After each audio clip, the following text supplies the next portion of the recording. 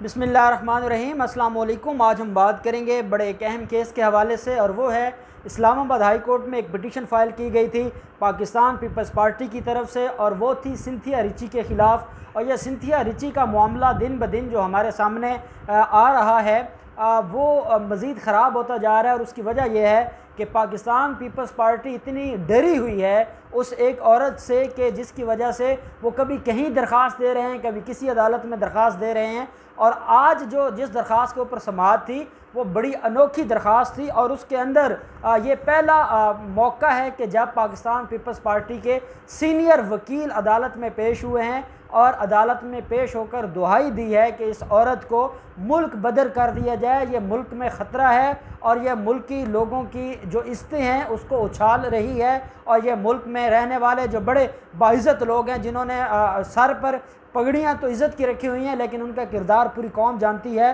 तो क्योंकि उनको नंगा किया जा रहा है और उनका असल किरदार कौम के सामने रखा जा रहा है। और किसी के साथ अगर ज़्यादती हुई है और उसने अपनी ज़्यादती के बारे में आवाज़ उठाई है तो पूरी कौम उसके पीछे नहीं लगी और पूरी कौम ने उसका साथ दिया है कि अगर किसी के साथ जुल्म हुआ है तो उस जुल्म की बुनियाद पर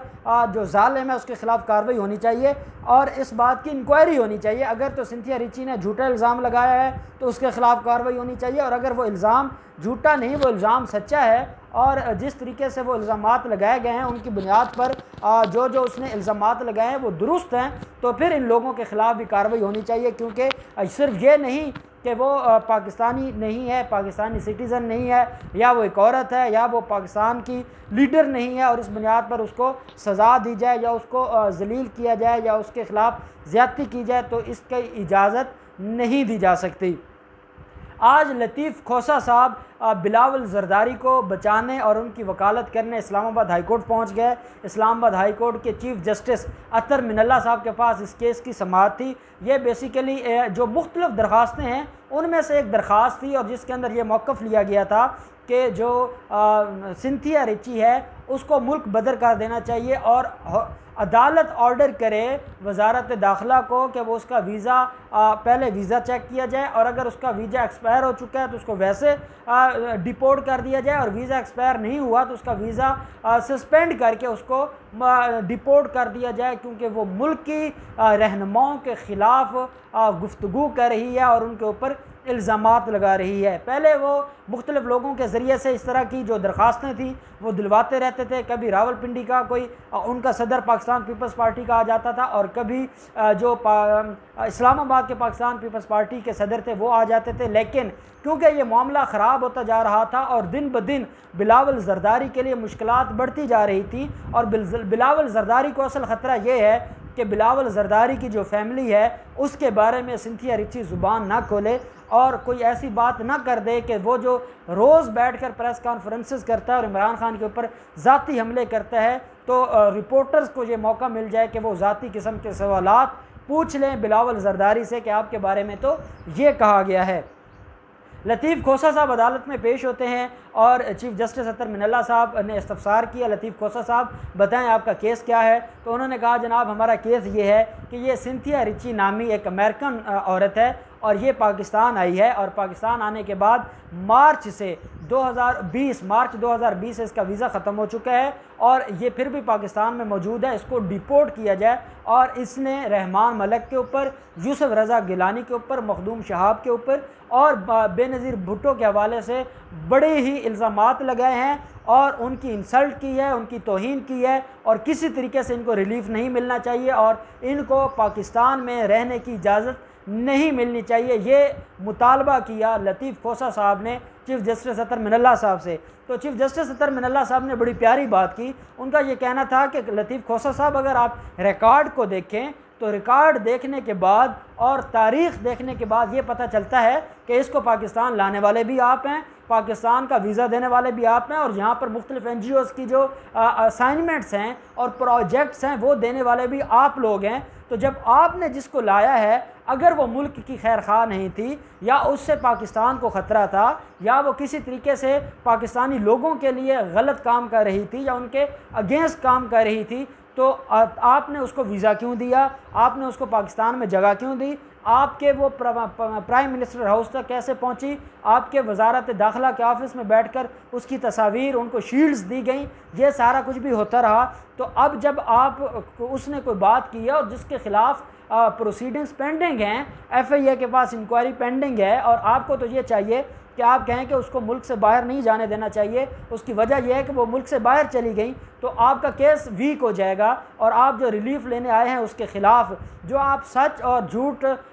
निखार कर कौम के सामने लेके आना चाहते हैं तो वो तो नहीं हो सकेगा। उसकी वजह यह है कि जिसके ख़िलाफ़ आपने केस फाइल किया है, जब आपने उसको मुल्क बदर करवा देना है तो फिर आप किसके ख़िलाफ़ कार्रवाई करेंगे, और आपकी फिर उन कार्रवाइयों का या फौजदारी जो मुकदमात हैं उनका क्या बनेगा। तो लतीफ़ खोसा साहब ने अदालत से कहा कि जनाब की बात बिल्कुल ठीक है, जब तक तो वो पाकिस्तान के हक़ में थी और पाकिस्तान के लिए पॉजिटिव काम करती रही तो हमने इजाज़त दी थी, और उसके बाद फिर वो पाकिस्तान में रही, फिर पाकिस्तान के जो मुखालिफ हैं, मुल्की मुखालिफ जो अंदरून दुश्मन हैं मुल्क के, उनके साथ वो मिल गई और उनके साथ मिलकर पाकिस्तान की जमहूरियत के ऊपर वो हमले कर रही है, पाकिस्तान के सियासी कायदीन के ऊपर वो हमले कर रही है, और पाकिस्तान की वो बेटी जिसको पूरा पाकिस्तान इज़्ज़त की निगाह से देखता है, जो अब इस दुनिया में नहीं रही और वो शहीद हो चुकी हैं, उनके बारे में जब ये कोई गुफ्तगू करती है या उसके ऊपर इल्ज़ामात लगाती है तो पूरी कौम के जज्बात को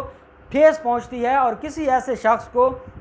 पाकिस्तान में रहने की इजाज़त नहीं देनी चाहिए जो कि पाकिस्तानी अवाम के जज्बात को ठेस पहुंचाता है, और हम इस हक़ में नहीं हैं कि वो मज़ीद पाकिस्तान में रहे और उसको हर हाल में पाकिस्तान से डिपोर्ट करना चाहिए। तो साथ अदालत ने वजारत दाखिला के लोग भी आए हुए थे और अदालत ने उनसे पूछा कि जो आपकी वीज़ा पॉलिसी है वो क्या है, तो उन्होंने अदालत से को बताया कि मार्च 2020 से इसका वीज़ा ख़त्म हो चुका है, इसने अपने वीज़े की एक्सटेंशन की एप्लीकेशन मूव की हुई है जो पेंडिंग है, जिसके ऊपर कार्रवाई चल रही है, और वो जब डिसाइड होगी अगर वो मंजूर हो जाती है तो वो पाकिस्तान में मज़ीद स्टे कर सकती है, और अगर वो मज़ीद एक्सटेंड नहीं होती तो ये वैसे ही इसने मुल्क से बाहर चले जाना है, क्योंकि उसका मामला वजारत दाखिला के पास पेंडिंग है, इसलिए उसको डिपोर्ट नहीं किया जा सकता। तो अदालत ने कहा कि आप उसकी दरख्वास्त के ऊपर जल्द अज जल्द फ़ैसला करें, और आप अगर डिसाइड करनी है, मंजूर करनी है या खारिज करनी है वो अलग बात है, लेकिन उसकी दरख्वास्त के ऊपर फ़ैसला करें और उस फ़ैसले की कॉपी इस्लामाबाद हाई कोर्ट में जमा करवाएं। इस्लामाबाद हाई कोर्ट में वो फ़ैसले की कॉपी जमा हो जाएगी, और अगर दरख्वास्त मंजूर होती है तो फिर उसको मुल्क में रहने से कोई रोक नहीं सकता, और अगर दरख्वास्त खारिज हो जाती है तो फिर उसको डिपोर्ट करना चाहिए और उसको पाकिस्तान में मज़ीद नहीं रहने देना चाहिए। सिंथिया रिची भी अदालत में मौजूद थी, उनके वकला भी अदालत में मौजूद थे। उन्होंने अदालत से कहा कि सिंथिया रिची ने पाकिस्तान की खिदमत की है, पाकिस्तान के लिए मुख्तलिफ़ NGOs में काम किया है, मुख्तलिफ़ ब्लॉग्स बनाए हैं, मुख्तलिफ़ डॉक्यूमेंट्रीज़ बनाई हैं, पूरी दुनिया में पाकिस्तान के अमन और सॉफ्ट इमेज को पूरी दुनिया में प्रमोट किया है, पूरी दुनिया में जाकर पाकिस्तान के सफ़ीर के तौर पर इन्होंने अपने आप को मनवाया है, पाकिस्तान की वकालत की है, अमेरिका में बैठकर उन लोगों को जाके बताया है कि पाकिस्तान के बारे में जो प्रोपेगेंडा या जो आपने मिसकंसेप्शन यहाँ पर बनाई हुई है, पाकिस्तान वैसा नहीं है, पाकिस्तान के लोग बहुत अच्छे हैं, पाकिस्तान में लोग औरतों की इज़्ज़त करते हैं, पाकिस्तान में लोग जो असल मसाइल हैं वो उनके ऊपर बात करते हैं। तो सिंथिया रिची के वकला का यह कहना था कि सिंथिया रिची के साथ ज़्यादती हो रही है। एक तो उसको इन्होंने उसके साथ ज़्यादती की, उस ज़्यादती के बाद मज़ीद जुल्म यह है कि उसने अपने ख़िलाफ़ होने वाली ज़्यादती पर आवाज़ उठाई है, और पहले आवाज़ इसलिए नहीं उठाई थी कि पाकिस्तान पीपल्स पार्टी की हुकूमत थी, उसके बाद नवाज़ शरीफ की हुकूमत आ गई और उससे भी उम्मीद नहीं थी और ज़िंदगी को ख़तरा था। अब जब पाकिस्तान के हालात बेहतर हुए हैं और इमरान खान की हुकूमत स्टेबल हो गई है तो वो उसने बेहतर समझा कि अब इंसाफ लेने का वक्त है, और वो उसने वक्त चूज़ किया और इंसाफ लेने के लिए इनके ख़िलाफ़ दरख्वास्त दायर की है। और वो ये चाहती है कि मैंने जो इल्ज़ामात लगाए हैं उसके ऊपर एक जो इम्पार्शियल इंक्वायरी कमेटी बन जाए, वो इसको इंक्वायर करे। अगर तो जो इल्ज़ामात लगाए गए हैं वो सच पर मबनी हैं तो इनको सज़ा दी जाए, और अगर सच पर मबनी नहीं है तो सिंथिया रिची के वकीलों ने कहा कि अदालत जो सज़ा डिसाइड करेगी, सिंथिया रिची वो सज़ा अदालतों का, पाकिस्तान की अदालतों का वो एहतराम करती है, पाकिस्तान के अवाम के जज्बात का वो एहतराम करती है। अगर वो झूठी साबित होती है तो वो हर तरह की सज़ा भुगतने को तैयार है, और वो किसी किस्म की माफ़ी नहीं मांगेगी, बल्कि जो सज़ा मिलेगी वो उसको कबूल करेगी।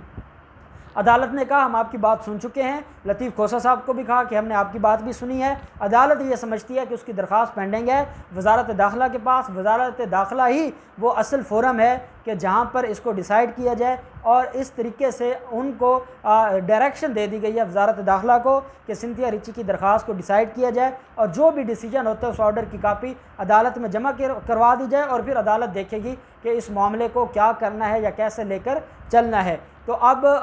वो मामला जो इन्होंने ये सोचा था कि शायद लतीफ़ खोसा साहब को पेश करवा के या ये चीफ़ जस्टिस अतर मिनल्ला साहब के सामने रिक्वेस्ट करके आज ही डिपोर्ट करवा देंगे सिंथिया रिची को, वो उनका ख्वाब ख़त्म हो चुका है। अब बाल हुकूमत पाकिस्तान के हाथ में है। हुकूमत पाकिस्तान कोई इलीगैलिटी समझेगी तो वो किसी भी फॉरेनर का वीज़ा ख़त्म करके उसको डिपोर्ट कर सकती है, अगर वो ये समझती है कि वो पाकिस्तान के ख़िलाफ़ नहीं है। और अगर उसके साथ कोई ज़्यादती हुई है और उसने आवाज़ उठाई है, वो एक इंडिविजुअल मामला है और उसकी बुनियाद पर उसका वीज़ा ख़त्म नहीं होना चाहिए, तो वो पाकिस्तान में रहने की उसको इजाज़त दे देगी। बाकी एक और दरख्वास्त भी इन्होंने डिफेमेशन का सिविल सूट भी किया था, उसके अंदर इन्होंने तौहीन अदालत की दरख्वास्त दी थी, क्योंकि अदालत ने मना किया था सिंथिया रिची को कि इल्ज़ामात अब मज़ीद नहीं लगाने। तो इस बुनियाद पर इन्होंने एक दरख्वास्त दी है तौहीन अदालत की कि सिंथिया रिची दोबारा